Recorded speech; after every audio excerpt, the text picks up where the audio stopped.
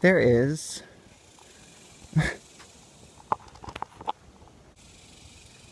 Why, hello, Mr. Caterpillar.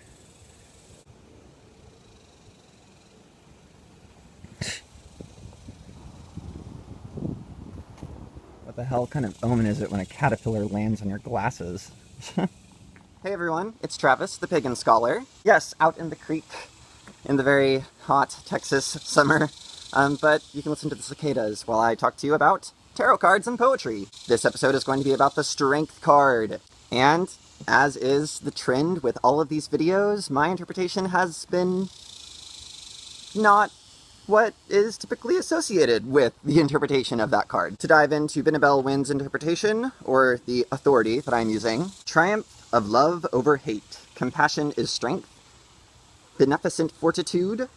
There is strength in virtue. Virtue is strength. Triumph of one's higher nature over material desires.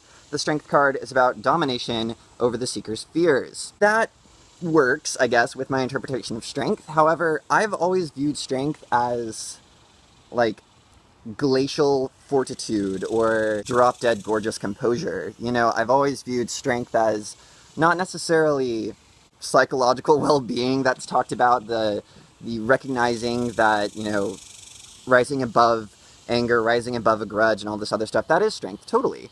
But whenever I'm dealing with a situation, yes, that is what you should always esteem to be and to work towards, but sometimes I need to get through a situation at work. Tolerating and filling my boss with compassion and love and respect does not actually work all that well. Usually it's better if I am composed and if I have fortitude, and I guess strength and fortitude are kind of different things, and that's where I've always picked up strength to be, fortitude, as opposed to blissfully letting go and surrender, which is kind of what I've picked up. So to take a look at the cards really quick, the Rider-Waite Tarot deck, we've got a woman in white with an infinity symbol that is also on the Magician card around her head, closing the jaws of a lion, meaning, I guess, composure, or in the traditional interpretation, I guess, psychological peace and well-being, mastery over one's animal, carnal lion parts. The lion would represent the id, whereas the woman represents ego, or super-ego, maybe, and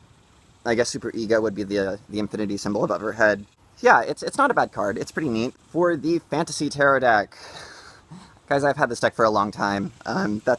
I don't know what kind of stain that is, but anyways, this is much more my idea of strength. It's composure, it's elegance, it's sophistication, and it's saying, no, I am not going to have an outburst. I am going to take control of the situation, and f*** you if you get in my way. She is petting not a lion, but a dragon, and it's sort of her guard dog, and it's like, I am composed, and I have all of this ferocity to absolutely destroy you. That is my idea of strength. Yeah, I guess I have very strong opinions about this card. Who knew? The Night Sun Tarot deck is sort of a combination of my interpretation and the general interpretation. There is a ferocity involved. This woman is, she's a warrior. She's not a maiden. She's, like, going to kill you if you get in her way. But the lion is, it's there, and she has control over it. She's got her hand in its mouth. It's, and then behind her there's this lovely wreath cornucopia thing of reeds and flowers, and it's just this very, I don't know, it's a lovely card, and it really harmonizes my angsty, rude attitude of strength, of composure, and the more softer, gentler interpretations of maybe we should master our demons and surrender and let go of those things. Fuck, it's hot. Alright. I really struggled finding a poem for this because I really care about my ideas of composure and fortitude. I think I found a poem in Adrienne Rich, again. Yeah, this is actually, it's askew, it's sort of like strength, but not exactly.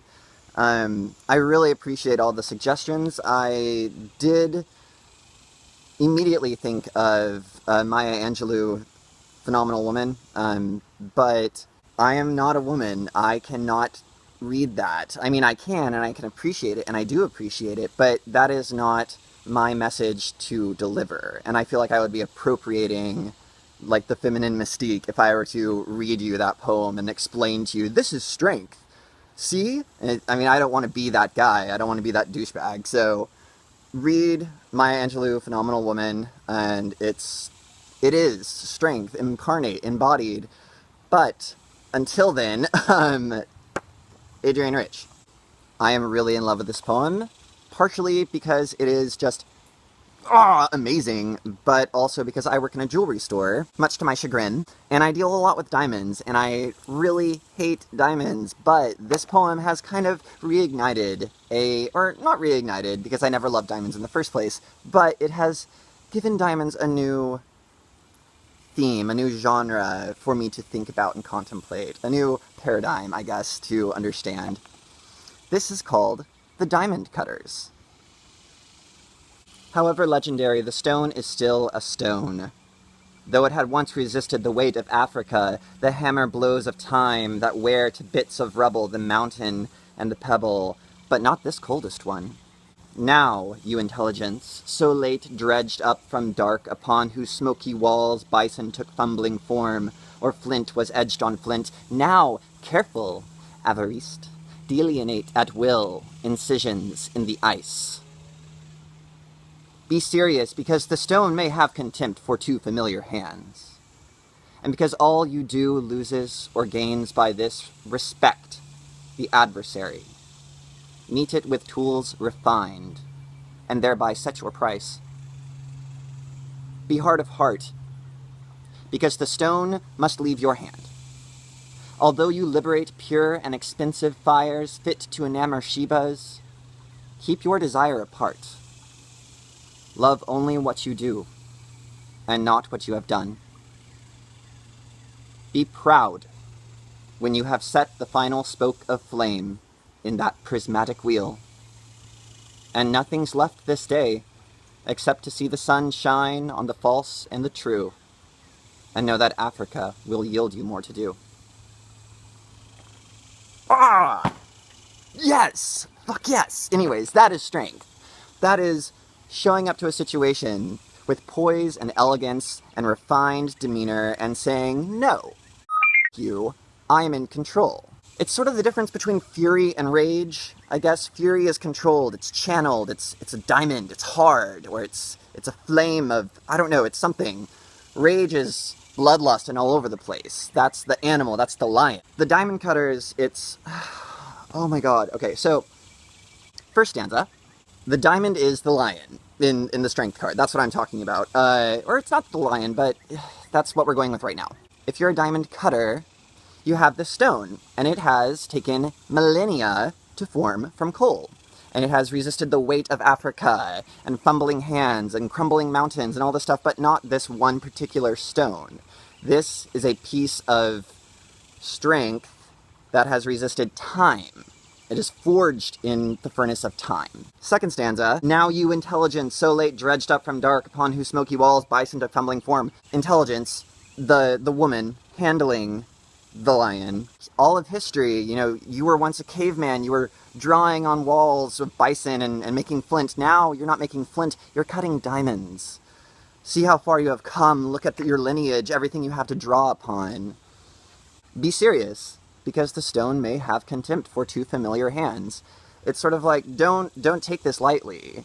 This is a situation that you are going through, and it deserves respect. Respect the adversary. Yeah. Meet it with tools refined, and thereby set your price. You are in control. It's not out of your hands. It's not panic. It's not pandemonium. It is your situation. It's your problem. So you get to set the price. You get to solve it. Be hard of heart, because the stone must leave your hand. Although you liberate pure and expensive fires fit for Shebas, keep your desire apart. This speaks more to that idea of surrender, of letting go, of not being like, yeah, I went through that, ha ha ha. Like, you can't expect praise for going through a difficult situation. It would be lovely if that happened, and sometimes it will, but the stone must leave your hand. You're not going to automatically be praised for handling a difficult situation. Sometimes a difficult situation is by yourself. Love only what you do and not what you have done.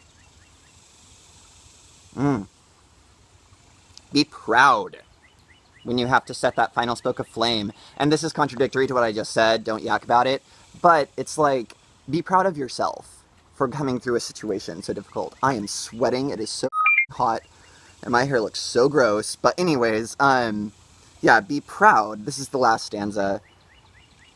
You put the fire in that prismatic wheel. There's a fire in that diamond, and if you've seen like a really nice diamond, they do have a fire inside them. If they're cut in an ideal cut, and they don't have inclusions, and they have good color, ooh yeah, there is something, there's a weird spark of something in them, even though most diamonds are totally dead and lifeless because oversaturation in the market.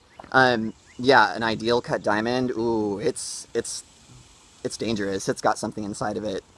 Accept this to see the sun shine on the false and the true. And know that Africa will yield you more to do. And that's sort of like, and life will go on. Life will continue to be shitty. You will still have difficult situations that you have to face. But know that you can draw on that past, on that history. I know that you can own your problems and you can get through a situation. Just have composure. One of my mantras is actually, may I walk through adversity with grace and good posture. And I feel like that is strength. That's the ability to say, like, I'm in control. That's it.